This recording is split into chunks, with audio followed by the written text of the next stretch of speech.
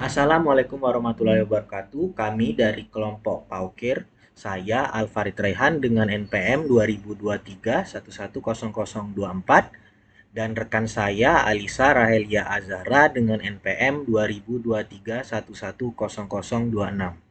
Nah, di video ini kami akan mempresentasikan progres final project kami pada mata kuliah Desain Analisis Berorientasi Objek, yaitu perancangan sistem Paukir, sebuah aplikasi manajemen kesehatan dan booking konsultasi khusus untuk kucing.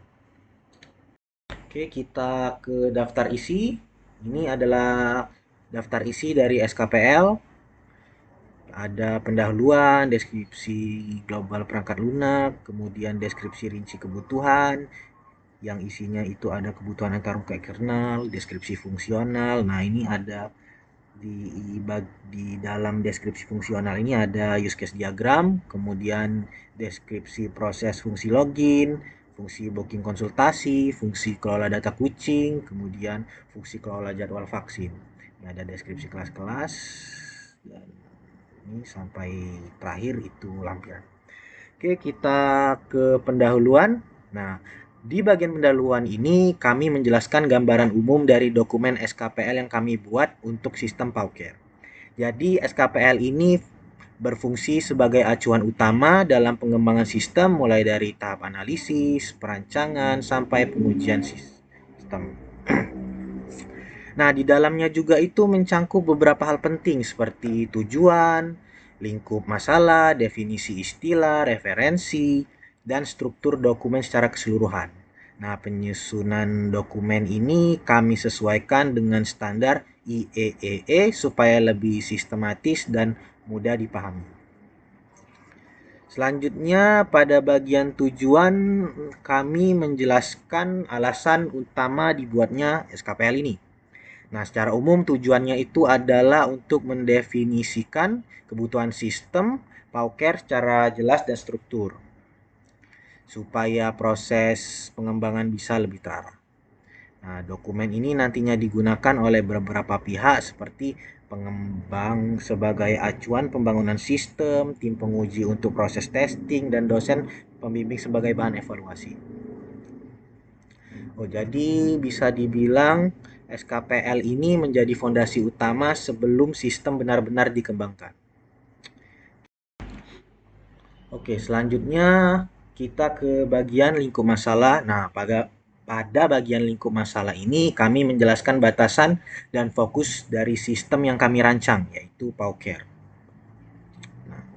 Nah, sistem ini merupakan aplikasi berbasis web yang digunakan untuk membantu pemilik kucing dalam mengelola data kesehatan hewan peliharaan secara lebih terstruktur dan mudah diakses. Nah, untuk fitur utamanya sistem ini itu menyediakan beberapa fungsi seperti registrasi dan login pengguna, kemudian pengelolaan data kucing, booking konsultasi, dan pengelolaan jadwal vaksin. Nah, selain itu kami juga menetapkan batasan sistem supaya pengembangannya tetap fokus. Nah, beberapa fitur yang tidak termasuk dalam sistem ini adalah konsultasi real time dengan dokter, kemudian sistem pembayaran online, dan integrasi dengan klinik hewan. Nah, jadi sistem ini memang difokuskan untuk membantu pencatatan dan monitoring kesehatan kucing, bukan layanan konsultasi langsung. Nah, target pengguna utama adalah pemilik kucing, sedangkan admin berperan dalam mengelola data di dalam sistem. Oke, kita lanjut ke bagian definisi, akronim, dan singkatan 4.1.3. Nah, pada bagian ini kami itu menjelaskan definisi akronim dan istilah yang digunakan dalam dokumen. Nah, tujuannya itu adalah untuk menghindari perbedaan pemahaman terutama saat membaca kebutuhan sistem. Nah, untuk penjelasan lebih detailnya kami letakkan di bagian lampiran A supaya tidak mengganggu alur utama dari dokumen. Oke, kita lanjut ke bagian 4.1.4 yaitu referensi. Nah, pada bagian referensi ini kami mencantumkan sumber-sumber yang menjadi dasar dalam penyusunan dokumen SKPL ini.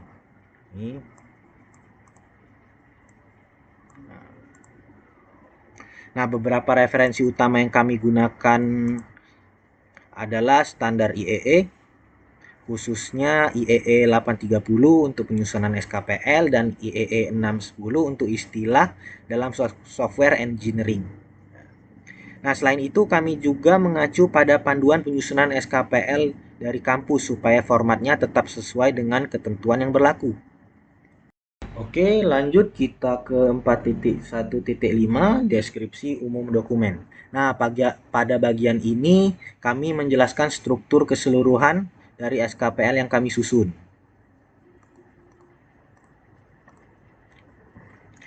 Dokumen ini disusun secara sistematis, dimulai dari pendahuluan yang berisi tujuan, lingkup masalah, dan istilah yang digunakan. Selanjutnya kami masuk ke gambaran umum sistem seperti fungsi utama dan batasan sistem. Nah, dan pada bagian utama kami menjelaskan kebutuhan sistem secara lebih rinci, baik kebutuhan fungsional maupun non-fungsional. Oke, selain itu kami juga melengkapi dengan beberapa diagram UML seperti use case diagram, kemudian activity, sequence, dan diagram kolaborasi objek untuk menggambarkan alur dan struktur sistem. Oke, untuk selanjutnya akan dilanjutkan oleh Alisa. Baik, selanjutnya kami masuk ke bagian deskripsi global perangkat lunak pada bagian 4.2. Di bagian ini kami memberikan gambaran umum sistem Paukir dari sisi fungsi, pengguna, dan juga batasan sistem. Tujuannya itu adalah supaya pembaca bisa memahami sistem secara keseluruhan terlebih dahulu sebelum masuk ke detail kebutuhan yang lebih rinci. Untuk perspektif produk pada bagian 4.2.1, Paukir merupakan aplikasi berbasis web yang digunakan untuk manajemen kesehatan kucing sekaligus menyediakan fitur booking konsultasi. Nah, sistem ini bersifat standalone, artinya tidak bergantung pada sistem lain atau berdiri sendiri. Tapi ke depannya sistem ini masih bisa dikembangkan misalnya dengan integrasi ke layanan klinik hewan melalui API. Selain itu, aplikasi ini bisa diakses melalui berbagai perangkat seperti laptop maupun smartphone menggunakan browser. Jadi pengguna bisa mengaksesnya kapan saja dan di mana saja. Lanjut untuk fungsi produk 4.2.2. Kami merangkum fitur utama yang tersedia dalam sistem Paukir. Untuk fungsi pertama adalah booking konsultasi, yaitu pengguna dapat melakukan pemesanan jadwal konsultasi untuk kucingnya. Fungsi kedua adalah pengelolaan data kucing, di mana pengguna bisa menyimpan dan mengelola informasi seperti nama, umur, dan kondisi kesehatan. Yang ketiga yaitu pengelolaan jadwal vaksin yang dikelola oleh admin dan dapat dilihat oleh pengguna. Dan yang terakhir itu adalah autentikasi pengguna, yaitu proses registrasi dan login sebelum mengakses sistem. Jadi semua fungsi ini dirancang untuk menggantikan proses manual agar lebih praktis dan terorganisir. Selanjutnya, pada bagian karakteristik pengguna 4.2.3, kami mengidentifikasi siapa saja yang akan menggunakan sistem Paukir beserta perannya. Jadi dalam sistem ini terdapat dua jenis pengguna, yaitu user atau pemilik kucing dan admin. Untuk user itu perannya adalah mengolah data kucing, melakukan booking konsultasi, dan memantau jadwal vaksin. Yang dimana tingkat pendidikannya umum, tingkat keterampilan dasar, pengalaman tidak wajib, dan jenis pelatihannya tidak diperlukan. Sedangkan untuk admin ini memiliki hak akses penuh untuk mengelola seluruh data dalam sistem, seperti data pengguna, data kucing, dan jadwal vaksin. Untuk tingkat pendidikannya minimal D3, tingkat keterampilan menengah, pengalaman diutamakan, dan jenis pelatihan diperlukan. Perbedaan hak akses ini penting supaya sistem lebih terstruktur dan sesuai dengan kebutuhan masing-masing pengguna. Lanjut pada bagian batasan-batasan 4.2.4, kami menetapkan beberapa limitasi dalam sistem agar pengembangannya tetap fokus. Di antaranya sistem hanya berbasis web dan diakses melalui browser, membutuhkan koneksi internet, tidak menyediakan konsultasi real time, tidak mendukung pembayaran online, dan belum terintegrasi dengan klinik hewan. Nah, batasan ini dibuat supaya sistem tetap sederhana dan sesuai dengan tujuan awal yang sudah ditentukan. Selanjutnya, untuk asumsi dan kebergantungan pada 4.2.5, kami menjelaskan kondisi yang diasumsikan saat sistem digunakan. Jadi beberapa asumsi yang kami gunakan yaitu pengguna memiliki perangkat yang terhubung ke internet, memahami penggunaan dasar aplikasi web dan data yang diinput dengan benar. Sedangkan untuk kebergantungan sistem, Paukir itu bergantung pada koneksi internet, browser, dan perangkat pengguna seperti smartphone atau komputer. Jadi tanpa komponen tersebut, sistem tidak dapat berjalan dengan optimal. Selanjutnya kami masuk ke bagian deskripsi rinci kebutuhan pada 4.3. Di bagian ini kami menjelaskan kebutuhan sistem secara lebih detail, mulai dari input, proses, hingga output yang dihasilkan oleh sistem. Bagian ini menjadi acuan utama dalam proses perancangan dan pengujian supaya sistem yang dibangun itu sesuai dengan kebutuhan pengguna. Pada kebutuhan antarmuka eksternal 4.3.1, kami menjelaskan bagaimana sistem ini dapat berinteraksi dengan pengguna dan perangkat. Hal ini penting untuk memastikan sistem dapat digunakan dengan baik di berbagai kondisi. Untuk antarmuka pengguna, sistem Paukir ini dirancang berbasis web dengan tampilan yang sederhana dan mudah dipahami. Selain itu, tampilannya juga responsif sehingga bisa digunakan baik di laptop maupun smartphone.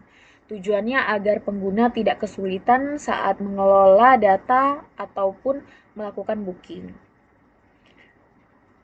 Oke, dari sisi perangkat keras,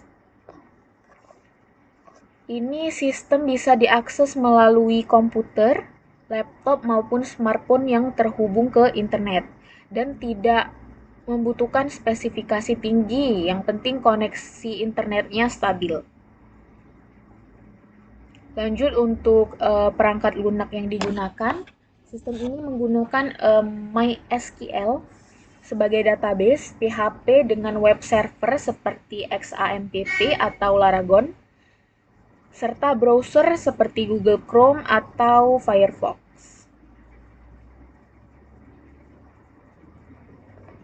Sedangkan untuk komunikasi, sistem ini menggunakan jaringan internet dengan protokol HTTP atau HTTPS melalui browser sehingga semua aktivitas pengguna itu dilakukan secara online. Selanjutnya,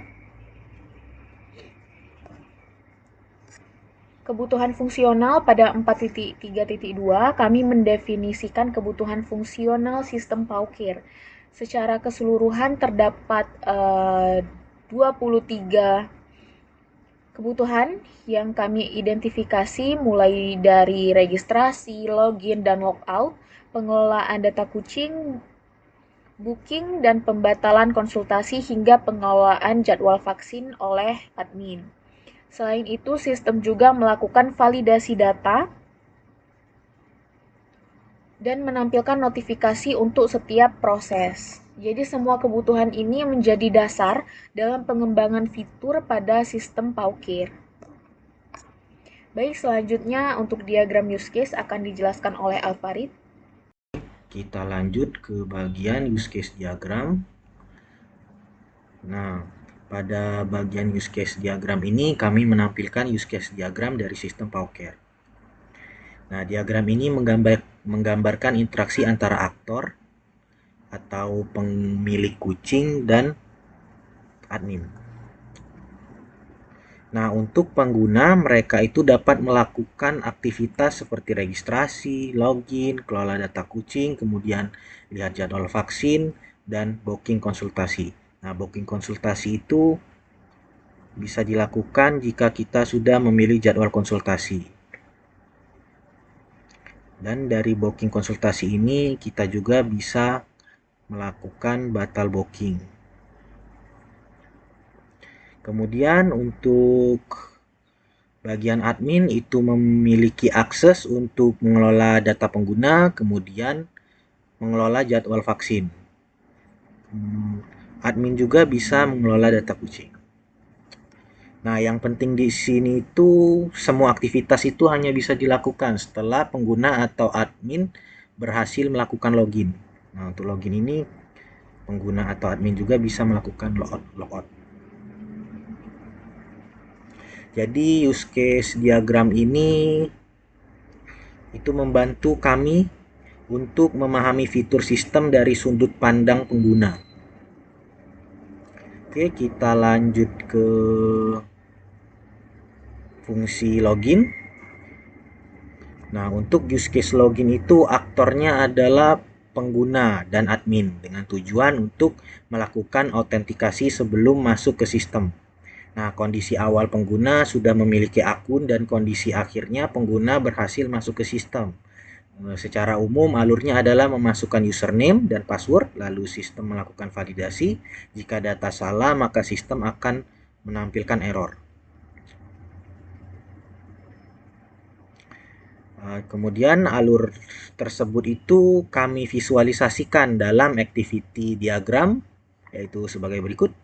Alurnya dimulai dari pengguna atau admin membuka halaman login, lanjut sistem menampilkan form login, dan kemudian pengguna atau admin mengisi username dan password. Kemudian pengguna atau admin menekan tombol login dan sistem akan memvalidasi data. Apabila data tidak valid, maka sistem akan menampilkan pesan error. Kemudian lanjut, sistem menampilkan form login. Dan pengguna atau admin kembali mengisi username dan password. Apabila validasi data itu valid, maka sistem akan menampilkan halaman utama dan alurnya selesai. Oke, kemudian lanjut ke booking konsultasi. Nah, untuk booking konsultasi ini aktornya adalah pengguna. Nah, tujuannya itu adalah melakukan pemesanan jadwal konsultasi yang tersedia. Kondisi awalnya itu pengguna sudah login dan hasil akhirnya data booking tersimpan. Nah, yang penting di sini sistem akan mengecek ketersediaan jadwal konsultasi. Nah, jika jadwal tersedia, maka pengguna diminta memilih ulang. Hal ini bisa dilihat pada diagram activity dari booking konsultasi. Nah, untuk alurnya itu dimulai dari pengguna membuka menu booking konsultasi. Kemudian lanjut sistem menampilkan form booking, pengguna mengisi data konsultasi, dan sistem melakukan validasi data. Apabila data tidak valid, maka sistem akan menampilkan pesan error dan kembali lagi mengisi data konsultasi. Nah, apabila datanya ini valid, maka akan lanjut ke pengguna memilih jadwal konsultasi dan sistem akan melakukan cek jadwal. Apabila tidak tersedia, maka sistem akan menampilkan pesan jadwal tidak tersedia dan kembali lagi ke pengguna untuk memilih jadwal. Apabila jadwal tersedia, maka pengguna dapat menekan simpan booking dan sistem akan menyimpannya ke database dan menampilkan notifikasi berhasil. Akhirnya untuk alurnya itu selesai. Baiklah, untuk selanjutnya akan dipresentasikan oleh Alisa. Selanjutnya adalah use case kelola data kucing. Pada proses ini aktornya adalah pengguna dan admin.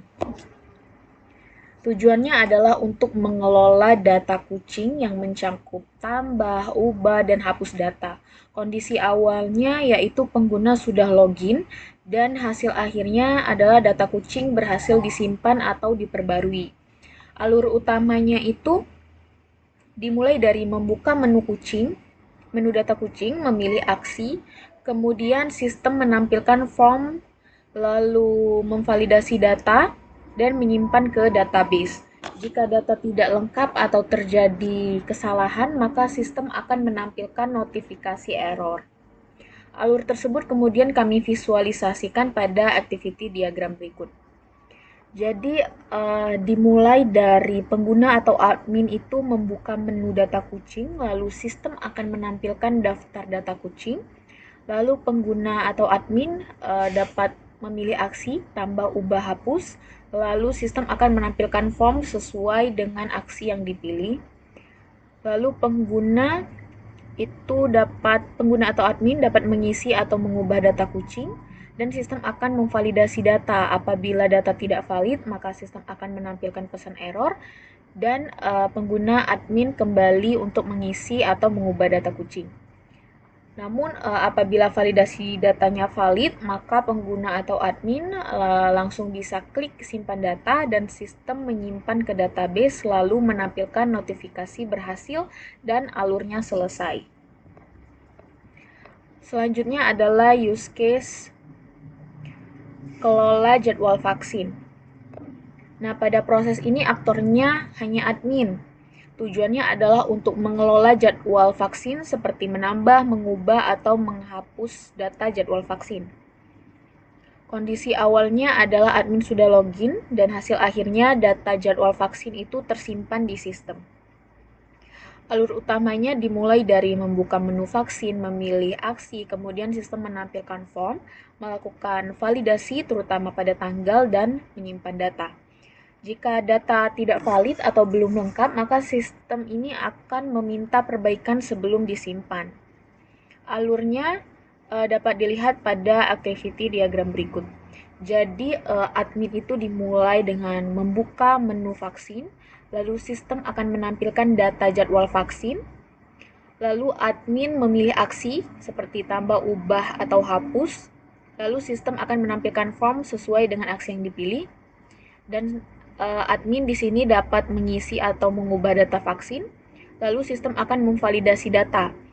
Apabila data tidak valid, maka sistem akan menampilkan pesan error dan admin kembali diminta untuk mengisi atau mengubah data vaksin. Namun apabila validasinya valid, admin bisa langsung klik simpan data dan sistem akan menyimpan ke database, lalu sistem akan menampilkan notifikasi berhasil dan alurnya selesai. Baiklah, saat ini progres kami sudah sampai pada tahap use case dan activity diagram sebagai gambaran alur sistem Paukir. Untuk tahap berikutnya kami akan melanjutkannya ke sequence diagram dan diagram kolaborasi objek untuk melengkapi SKPL kami. Kami memohon maaf apabila dalam penyampaian terdapat kekurangan. Demikianlah presentasi dari kami. Terima kasih atas perhatiannya. Wassalamualaikum warahmatullahi wabarakatuh.